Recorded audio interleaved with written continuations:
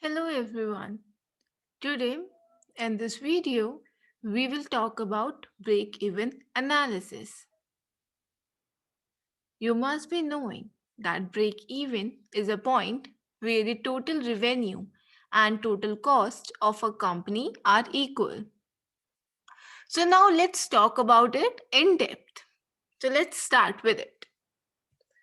The first thing that we are going to talk about is what is break-even analysis. A break-even analysis is a financial tool which helps a company to determine the stage at which the company or a new service or product will be profitable. In other words, it is a financial calculation for that determining the number of products or services a company should sell or provide to cover its costs, particularly its fixed cost. So basically, break even is a situation where an organization is neither making money nor losing money, but all the costs have been covered. Break even analysis is useful in studying the relationship between the variable cost, fixed cost, and revenue. So, break even analysis is a technique used by production management and management accountants. Total variable and fixed cost are compared with sales revenue in order to determine the level of sales volume, sales value, or production at which the business makes neither a profit nor a loss. That is our break even point. Break even analysis entails calculating and examining the margin of safety for an entity based on the revenues collected and associated cost. So let's take an example to understand it. Let's say Happy Limited has fixed cost of rupees 10,000 and a SAD Limited has a fixed cost rupees 1 lakh. Selling similar products, Happy Limited will be able to break even with the sales of lesser product as compared to SAD Limited. So here we saw that generally a company with low fixed cost will have a low break even point of sale because that company will easily be able to cover its fixed cost than the company who is having a higher fixed cost. Now, moving to the uses of break even analysis, that why and where it is used. So, the first use is safety margin. The break-even chart helps the management to know at the glance the profit generated at the various level of sales. The profit margin refers to the extent to which the firm can afford a decline before it starts incurring losses. And the formula for safety margin is sales minus BEP slash, or we can just divide it by sales into 100. That is sales minus BEP whole upon sales into 100. Now, the next one comes is target profit. The break-even analysis can be utilized for the purpose of calculating the volume of sales necessary to achieve a profit, the profit target that we have set. Its formula is fixed cost plus target profit whole upon contribution margin per unit. The next use is change in price. The management is often faced with a problem of whether to reduce prices or not. Before taking a decision on this question, the management will have to consider a profit. A reduction in price leads to reduction in the contribution margin. This means that the volume of sales have to be increased even to maintain the previous level of profit. So the higher the reduction in contribution margin, the higher is the increase in sales needed to ensure the previous profit. Now, to determining the new volume of sales to maintain the same profit given a reduction in price, the formula will be total fixed cost plus total profit whole upon new selling price minus average cost, average variable cost. The next one is change in cost. When cost undergo change, the selling price and the quantity produced and sold also undergo changes. Now, changes in cost can be in two ways. We know that there are two costs, variable and fixed. So, changes will be in two ways. The one is change in variable cost and the other is change in fixed cost. So, let's talk first about variable cost change. An increase in variable cost leads to a reduction in contribution margin. And this reduction in contribution margin will shift our break-even point downward. And conversely, with the fall in the proportion of variable cost, contribution margin increases and break-even point moves upward. Now, the formula for calculating the new quantity or sales volume is contribution to margin whole divided by present selling price minus new variable cost per unit. Now the next one is change of fixed cost. An increase in fixed cost of a firm may be caused either due to a tax on asset or due to an increase in remuneration of management. It will increase the contribution margin and push the break-even point upwards. Now again, to maintain the earlier level of profit, a new level of sales volume or new price has to be found out.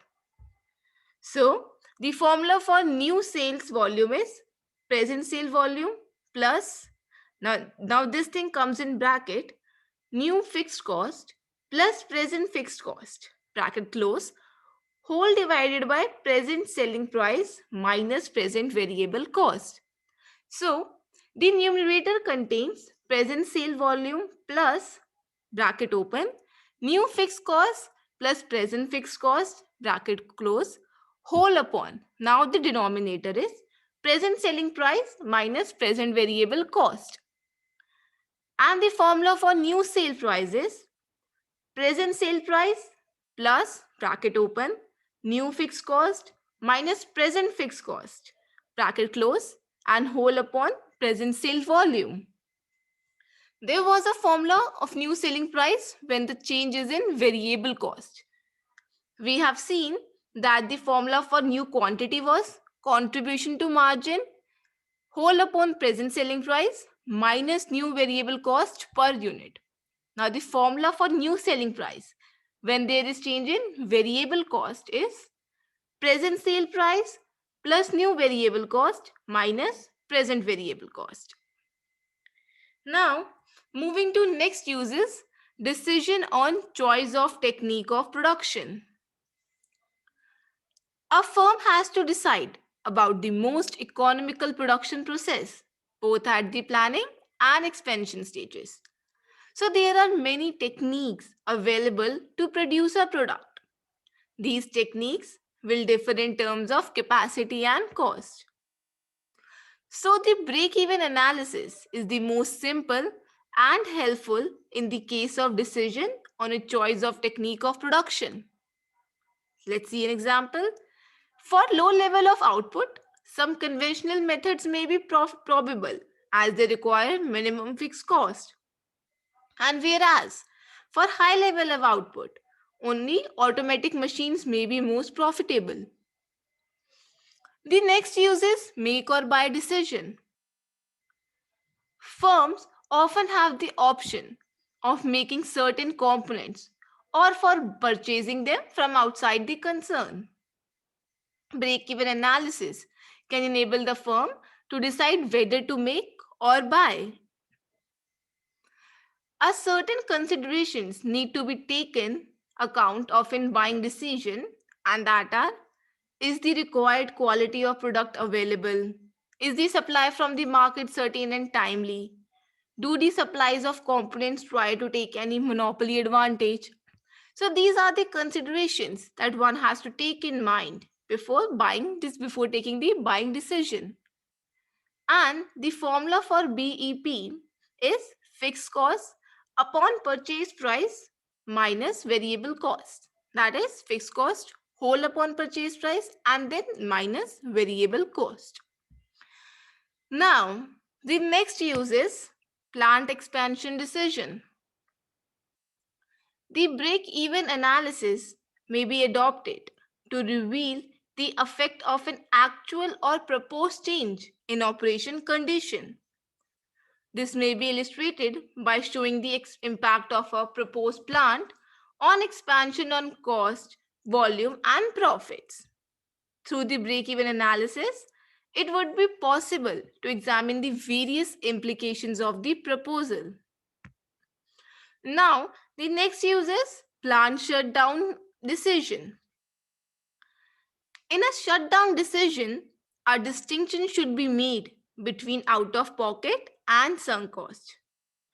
Out-of-pocket costs include variable cost plus fixed cost, which do not vary with output, whereas in the sunk cost are the expenditures previously made but from which benefits still remain to be obtained, that is depreciation, for example. So now the next use is advertising and promotion mix decision. The main objective of advertisement is to stimulate or increase sales to all customers, the previous one, present, and the future ones. If there is a keen competition, the firm has to undertake vigorous campaign of advertisement. The break-even point concept helps the management to know the circumstances. It enables him not only to appropriate decision, but by showing how these additional fixed costs would influence BEPs. The advertisement cost pushes up the total cost curve by the amount of advertisement expenditure. Since we are spending on advertisement, so it will be included in a total cost. And hence the total cost will increase and the curve will shift upward by the amount of advertisement expenditure. Now the last use is decision regarding addition or deletion of product. If a product has outlived its utility in the market immediately, the product must be abandoned by the management and examined what would be its consequent effect on revenue and cost. And alternatively, the management may likely to add a product to its existing product line because it's expect the product as a potential profit spinner. The break-even analysis helps in such decision. So these were the 10 uses of point break-even analysis, that it helps a firm to make buy or make decision on choice of technique of production, plant expansion decision, plant shutdown decision, advertisement decision regarding addition or deletion of production, and the change in the cost, change in the price. All these kind of areas here, break-even analysis is very helpful. Now let's talk about the calculation of break-even analysis. We know that break-even point is a point where total cost and total revenue are equal. Now, break-even point is F upon whole upon 1 minus V upon P, where F is fixed cost, 1 is a whole number, V variable cost per unit, and P selling price per unit. Units needed to break even is F upon P minus V, where F is fixed cost, P is selling price per unit, and V is variable cost per unit. These were the two formulas. The first one was break-even point. The second one was units needed to break even. Another formula is of margin of safety. That is total sales minus sales at break-even point. Now the contribution, that the contribution margin. Its formula is P minus V, that is selling price per unit minus variable cost per unit. This technique can also be employed to ascertain levels of accrued earnings on a given volume of production and sales. And that formula to calculate is P minus V, just I have told you. Now, moving to the assumptions. That what are the assumptions of break-even analysis? And the assumptions include that the total cost is classified into fixed and variable cost. It ignores semi-variable cost. The cost and revenue functions remain linear. The price of the product is assumed to be constant. The volume of sales and volume of production are equal. It assumes constant rate of increase in variable cost. The fixed cost remain constant over the volume under consideration. The factor price remain unaltered. Changes in input prices are ruled out. The price of the product is assumed to be constant. So these are the very general assumptions that are made while the break-even analysis, like direct linear relationship between cost and production, selling price remains same, total cost is divided into fixed and variable cost, fixed cost is also remain same, change in input price is ruled out, variable cost always increases and increases at a constant rate. So these are the various general assumptions. Now, moving to our last topic is limitations of break-even analysis. In the break-even analysis, we keep everything constant as we have seen in the assumptions. The selling price is assumed to be constant and the cost function is linear. In practice, it will not be so.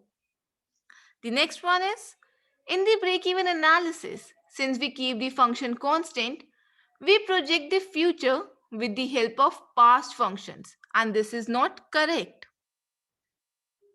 Profits are a function of not only output, but also of other factors like technological change, improvement in the art of management, etc., which have been overlooked in the analysis.